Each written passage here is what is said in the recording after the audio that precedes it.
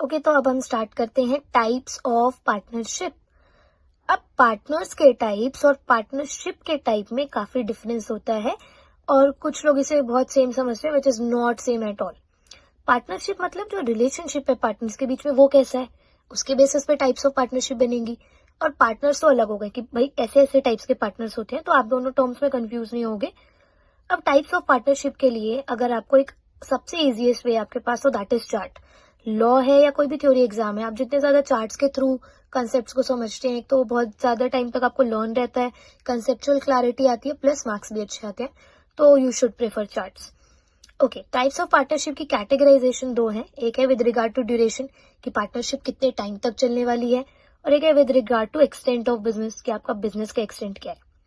Duration ज्यादातर क्या होती है, लॉन्ग या शॉर्ट, ठीक है, बट इसमें ऐसा नहीं है। रिगार्ड टू ड्यूरेशन में दो कैटेगरीज है पार्टनरशिप की। एक है पार्टनरशिप एट विल, विल बोले तो मर्जी से, और एक है पार्टनरशिप फॉर फिक्स पीरियड। तो पहले फिक्स पीरियड पे चलते हैं। पार्टनरशिप फॉर फिक्स पीरियड में which the name itself suggest कि ये पार्टनरशिप एक फिक्स पीरियड के लिए डिसाइडेड है, और आप फिक्स पीरियड से पहले कोई रिटायरमेंट नहीं ले सकते। जितने टाइम की पार्टनरशिप उतने टाइम की चलेगी। तो पार्टनरशिप फॉर फिक्स ड्यूरेशन या पर्टिकुलर पीरियड ऑफ टाइम कि मैंने डिसाइड कर लिया भाई हमारी ये पार्टनरशिप 4 साल तक चलेगी, तो 4 साल तक चलती रहेगी, उसके बाद ही आप रिटायरमेंट का नोटिस देना। क्लियर है। अब पार्टनरशिप एट विल पे आ जाते हैं, बोले तो मर्जी से। इसमें कोई फिक्स ड्यूरेशन नहीं है, आपका मन कर रहा है आप चले जाओ। Partnership can B dissolve bye any partner by giving notice. ये पार्टनर्स को बोलते जाना है जाओ, पर यार नोटिस देकर जाना। Bye giving notice in writing, ऐसे नहीं भाइयों मैं चला, ओरली बता के चला गया, अच्छा चलता हूँ, दुआओं में याद रखना। नहीं भाई, दुआओं में याद नहीं रखेंगे तो नोटिस देके जा, ठीक है। तो no fix duration, partnership can be dissolved by any partner by giving notice in writing to all other partners. अब अगर पार्टनरशिप पे 4 पार्टनर्स हैं, एक पार्टनर जा रहा है, तो सिर्फ 2 पार्टनर्स को नोटिस नहीं देके जाएगा यार, तीसरे पार्टनर की भी कोई वैल्यू है यार, उसने भले ही कम कैपिटल दी हो। वो कहता है मुझे भी सारे पार्टनर्स को नोटिस देके जाओ। ये क्लियर है। नेक्स्ट कैटेगरी पे आ जाए। Okay, with regard to extent of business. अब with regard to extent of business में हमारे पास 2 और पार्टनरशिप है। एक है पर्टिकुलर पार्टनरशिप और एक है जनरल पार्टनरशिप। अब एक सेकेंड हम पर्टिकुलर पार्टनरशिप और जनरल पार्टनरशिप पे भी चलते हैं। पहले पार्टनरशिप और फिक्स पीरियड में एक चीज रह गई है, वो देख लेते हैं। देखो, फिक्स पीरियड है, मैंने बोल दिया 4 साल तक चलेगी। अब 4 साल के बाद भी बंदे चलाए जा रहे हैं, हट ही नहीं रहा कोई। तो मैं बार बार उनको जाके नोटिस नहीं दूंगी कि ये तुमने फिक्स पीरियड तक बोला था, फिक्स पीरियड तक क्यों नहीं चलाया, उसके बाद क्यों चला रहे हो। कहते तुम्हें ज्यादा शौक है ना आगे चलने का, चलो पार्टनरशिप एट विल में चले जाओ, तुम उस कैटेगरी के हो गए। भाई जब तुम अपनी मर्जी से करना चाहते हो सब कुछ, तो फिक्स पीरियड में क्यों आए हो। देखो अब इसमें लिखा है, मैंने यहाँ पे जो स्टिक नोट लगाया वहां पे, सच पार्टनरशिप यानी पार्टनरशिप फॉर फिक्स पीरियड के बारे में बात कर रही हूँ। Such partnership comes to an end on expiry of fix period. वैसे तो फिक्स पीरियड के बाद खत्म हो जाना चाहिए था। However, if such partnership continues even after expiry of fixed period, भाई 4 साल तक बोला था, 4 साल के बाद भी चलाया जा रहा है, तो उसे कहेंगे चलो तुम पार्टनरशिप एट विल में आ जाओ, कोई जरूरत नहीं है पार्टनरशिप और फिक्स पीरियड में आने की, ना मैं तुम्हें बार बार आके नोटिस देने वाला, ठीक है। अब देखो, partnership with regard to extent of business रह गया था। इसमें 2 पार्टनरशिप्स हैं, पर्टिकुलर पार्टनरशिप और जनरल पार्टनरशिप। पर्टिकुलर पार्टनरशिप का मतलब होता है अगर मैंने कोई पार्टनरशिप बनाई और उसका पर्पज ही यही था कि एक टास्क डिसाइड किया मैंने, वो टास्क खत्म तो पार्टनरशिप खत्म। मतलब कोई भी ऐसा पार्टनरशिप फर्म या पार्टनरशिप बिजनेस जो मैंने एक पर्टिकुलर एडवेंचर, अभी एडवेंचर टर्म काफी फनी लग रहा होगा, नहीं एडवेंचर थोड़ा ना कर रहे हैं, बट एक्चुअली एक पार्टनरशिप में या बिजनेस में आप जब कोई टास्क करते हो, उसको लीगल वर्ड में ही हम क्या बोलते हैं, एडवेंचर। तो आप एडवेंचर टर्म यूज करो बिना हंसे, कोई फनी नहीं है। Particular partnership for particular adventure और task, for example joint ventures. अब इसमें लाइबिलिटी तभी तक रहेगी जब तक कि वो एडवेंचर खत्म नहीं हो जाता, एडवेंचर बोले तो टास्क खत्म नहीं हो जाता। जनरल पार्टनरशिप, पार्टनरशिप और कंटिन्यूस, उन्हें जनरल पार्टनरशिप का मतलब नॉर्मल पार्टनरशिप यार, कोई ऐसा पर्टिकुलर एडवेंचर नहीं है कि खत्म हो गया तो तुम भी चलो हम भी चले, नॉर्मल बिजनेस है चलाते रहो for continuous state of affairs, या फिर in other words partnership for business in general. हमने यहाँ पे खत्म किया था पार्टनरशिप बाय होल्डिंग आउट। देखो 2 टाइप्स होते हैं, पार्टनरशिप बाय होल्डिंग आउट और पार्टनरशिप बाय स्टॉपिंग, और ये दोनों ही किस में आते हैं, पार्टनरशिप बाय कंडक्ट। यानी यहाँ पे पार्टनर ने अपने एक्शन से, इम्प्लीकेशन से या कंडक्ट से ऐसे बताया था कि वो पार्टनर है कि नहीं। अब पार्टनरशिप है होल्डिंग आउट और स्टॉपल जनरली लोग बहुत सिमिलर समझते हैं, बट ऐसा नहीं है। होता है इसमें कंसेप्ट एक है, बट बने कैसे हैं पार्टनर से दोनों चीजें अलग है। ठीक है, तो एक एक करके समझते हैं। पार्टनरशिप है होल्डिंग आउट। होल्डिंग आउट का मतलब क्या है, इंग्लिश में क्या मतलब होता है होल्डिंग आउट का? रिप्रेजेंट करना। मैंने रिप्रेजेंट किया ऐसा कुछ। Strangers who hold themselves out, मतलब मैंने खुद अपने आप को होल्ड आउट किया या आगे जाके रिप्रेजेंट किया कि मैं तो इस फर्म की पार्टनर हूँ। ठीक है, एग्जाम्पल देखते हैं। देखो यहाँ पे पिंक वाला जो स्टिक नोट है उसमें चेक करना। ए है मैनेजर है फर्म का, बी पार्टनर है। ए और बी दोनों मिलके सी के पास मिलने गए हैं। They go to meet C. Again I am repeating, A manager है, पार्टनर नहीं है, B is the only partner. अब ए ने जब सी के साथ मीटिंग हो रही थी बहुत उछल उछल के दिखाया कि मैं पार्टनर, तो सी को पता ही नहीं लगा कि ये मैनेजर है। सी मैनेजर तो जनरली समझदार होता है ना काफी, तो सी को लगा यार कॉन्ट्रैक्ट में आ जाते हैं, काफी समझदार लग रहा है और पार्टनर भी है। सी केम इन to contract on the basis of representation bye ए। ए ने ही उछल उछल के इतने काम किए हैं, बार बार बताया कि मैं पार्टनर हूँ। तो भाई सी को लगा ए पार्टनर है, तो उस ए की वजह से इस पार्टनरशिप फॉर्म में आ गया। तो यहाँ पे ए को हम पार्टनर मान लेंगे। हम बोलेंगे जब तेरे को पता था तू पार्टनर नहीं है, तू मैनेजर नहीं है, तो तू इतना उछला क्यों फालतू? और अगर ऐसा था, कुछ हो गया था तो बता देता, मना कर देता कि मैं पार्टनर नहीं हूँ। तो जब उसने रिप्रेजेंट ही ऐसे खुद को किया है कि मैं पार्टनर हूँ, तो बाद में डिनाई नहीं करेगा इस बात से, उसको ही पार्टनर मान लेंगे। तो पार्टनर बाय स्टॉपल भी थोड़ा थोड़ा सेम है। देखो, स्टॉपल का मतलब होता है स्टॉप फ्रॉम डिनाइंग। आपने किसी दूसरे बंदे को डिनाई करने से मना कर दिया। ठीक है, जैसे example, where a stranger misunderstands a particular person as a partner. जैसे उसमें हुआ था, एक बंदे ने दूसरे बंदे को मिसअंडरस्टैंड कर लिया कि ये पार्टनर होगा, and such partner remain silent. भाई जब तेरे को पता है तू पार्टनर नहीं है तो मना करना, वो साइलेंट रह गया, तो उनको बोलते तो वो बन गया पार्टनर बाय स्टॉपल। जैसे देखो, तीन बंदे हैं, ए है, बी है और डी है। बी और डी तो पार्टनर्स है नॉर्मल, पर ए मैनेजर था यहाँ पे अगेन।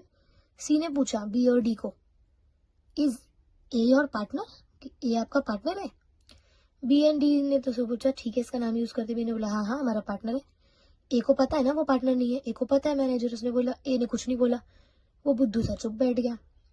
ए holds out himself as partner. यहाँ पे ए को पता था वो पार्टनर नहीं है, एक प्रॉपर एविडेंट क्वेश्चन था कि तुम पार्टनर हो या नहीं, तब भी ही केप्ट साइलेंट। ठीक है, तो A is denying from the fact that he is the not partner. अब दोनों ही पार्टनर के केस में, चाहे पार्टनरशिप बाय स्टॉपल हो या partner by holding out, they are not entitled to share profits and losses. ये याद रखना, तुमने अपनी गलती की वजह से तुम पार्टनर बने हो, तो ना तो प्रॉफिट लेना ना लॉसेस। पर थर्ड पार्टी के लिए एक्ट होते हैं, होता है ना, गलती करी है तो एक्ट भाई लाइबल तो हो गए। कल को पार्टनरशिप फर्म ने कोई गलत एक्ट कर दिया तो ये दोनों पार्टनर भी लाइबल होते हैं थर्ड पार्टी के लिए। ठीक है, क्योंकि आपने रिप्रेजेंट ऐसा किया है। चलो, टाइप्स ऑफ पार्टनरशिप खत्म, अब आता है टाइप्स ऑफ पार्टनर्स। यार कितने टाइप के पार्टनर्स होते हैं बिजनेस में, या कोई पार्टनरशिप फर्म बन रही है उसमें इतने सारे लोग हैं, सब सेम टाइप के तो नहीं है, अलग अलग है। तो हमारे पास जो टाइप्स ऑफ पार्टनर है, एक्टिव पार्टनर। एक्टिव पार्टनर हमेशा एक्टिव होता है। इसका जो सब्स्टिट्यूट वर्ड है हम यूज करते हैं उसके लिए है ऑस्टेंसिबल पार्टनर। अब हाउ एक्टिव, ऐसे थोड़ी उछलता कूदता रहता होगा और हम उसे कह देंगे active partner, no. Active partner मतलब इसका बिजनेस ऑपरेशंस में एक्टिव एंगेजमेंट होता है। He becomes a partner by agreement, every partner becomes a partner by agreement, no. And actively participates in business operation. ऐसा नहीं है कि आके बैठ गया है, कुछ मतलब नहीं है इसको पार्टनरशिप से, नहीं, सारी चीजें इसको पता होंगी। पार्टनरशिप बिजनेस में अच्छे से देखेगा, ऑपरेशन चेक करेगा, एवरीथिंग। और यार कोई ऐसा पार्टनर जो इतना एक्टिव है बिजनेस में, राइट, तो उस पार्टनरशिप फर्म में मुझे उस पार्टनर के बारे में पता ही होगा ऑफकोर्स। सपोज एक पार्टनरशिप बिजनेस है, ठीक है, कंसल्टेंसी फर्म है उनकी पार्टनरशिप की। ठीक है, अब मैं consult as a customer consultation के लिए उस फॉर्म में इसलिए जाती हूँ क्योंकि उनका वो वाला पर्टिकुलर पार्टनर जो है वो काफी एक्टिव है और मैं उसकी ही गुडविल या ट्रस्ट पे वहां जा रही हूँ। तो कल को अगर वो पार्टनर रिटायर होता है तो मुझे, यानी उसके जितने भी ट्रस्टवर्दी कस्टमर्स हैं, उन्हें ये पता होना चाहिए। ठीक है, क्योंकि क्या पता मैं उस पार्टनरशिप बिजनेस से इसलिए एसोसिएटेड हूँ क्योंकि उसका वो पार्टनर जो है वो एक्टिव है, वो काफी अच्छे से कस्टमर हैंडलिंग कर रहा है। तो such a partner is required to give public notice on retirement to avoid future liabilities.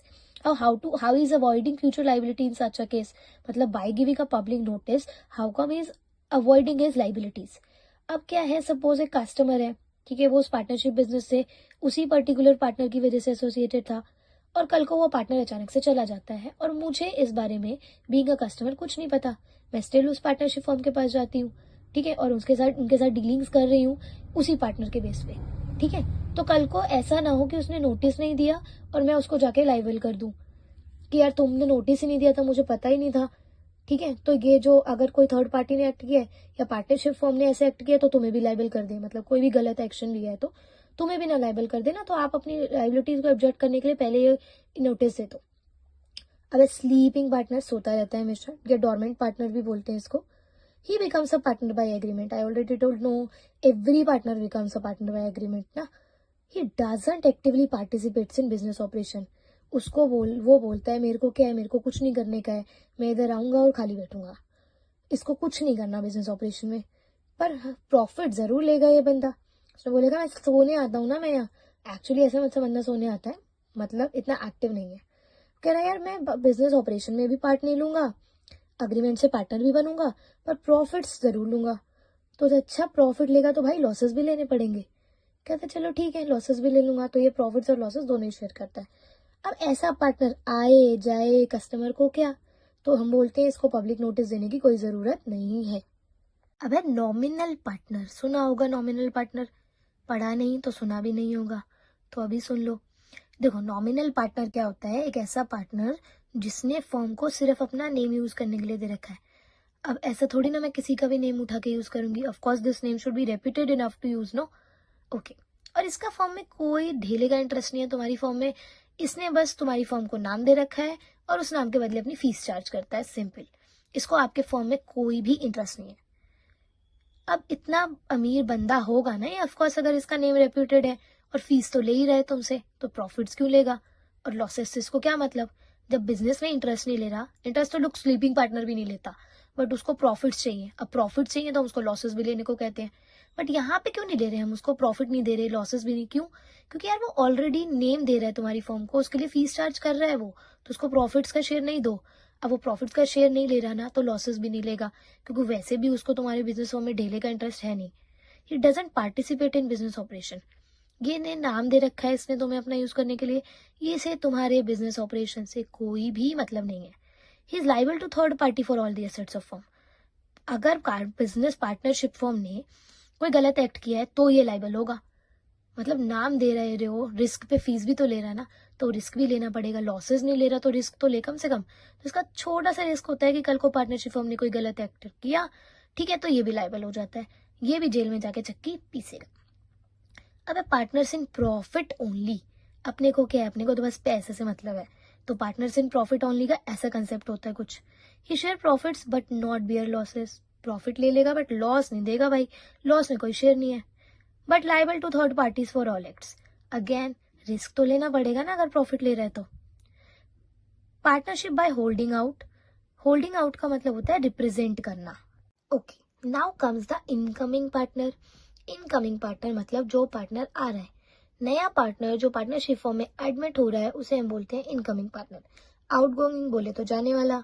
Partner who leaves the firm और takes retirement from the firm is known as outgoing partner. A such partner remains liable to third parties for all the acts of partnership firm till public notice is given out of his retirement, which is very mandatory in case of retirement. अगर आप जा रहे हो तो आप retirement का notice दो. What if he is a sleeping partner?